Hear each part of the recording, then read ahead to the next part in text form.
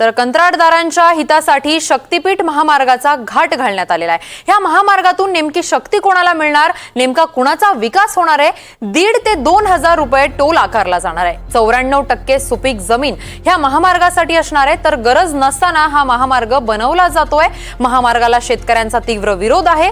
विधान परिषदेत सतेज पाटलांनी हा सरकारला सवाल विचारलेला आहे। तर सरकार कोणावरही बळजबरी करणार नाही। हा प्रस्तावित महामार्गासाठी त्या ठिकाणच्या स्थानिकांचीही विचारणा केली जाणार आहे, असं दादा भुसेंनी उत्तर देताना स्पष्ट केलेलं आहे।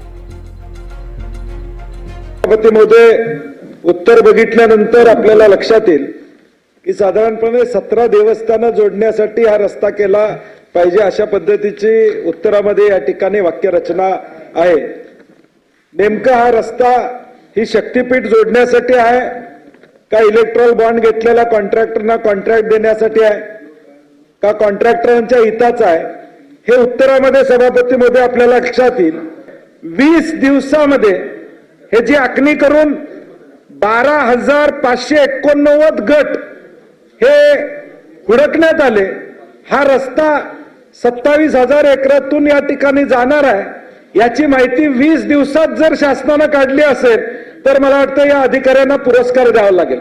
एवढी घाई करून हा रस्ता नेमका कॉन्ट्रॅक्ट कुणाला देणं जाणार आहे यासाठी हा रस्ता केला जातो का? नागपूर रत्नागिरी हायवे ऑलरेडी अस्तित्वात आहे। हा हायवे अस्तित्वात असताना आता नव्यानं हा हायवेची गरज त्या ठिकाणी का सरकारला या ठिकाणी वाटली? माननीय मुख्यमंत्री महोदय, माननीय उपमुख्यमंत्री महोदय आणि MSRDC विभागाच्याही वतीने जे स्थानिक शेतकरी बांधव आहेत, जे स्थानिक मंडळी आहेत, जे लोकप्रतिनिधी आहेत, या सर्वांच्या भावना जाणून पुढचं मार्गक्रमण त्या ठिकाणी केलं जाईल। हा प्रकल्प किंवा इतर कोणताही प्रकल्प जनभावनेच्या विरोधात, त्यांच्या भावना डावलून किंवा दडपशाहीने कुठलंही काम केलं जाणार नाही।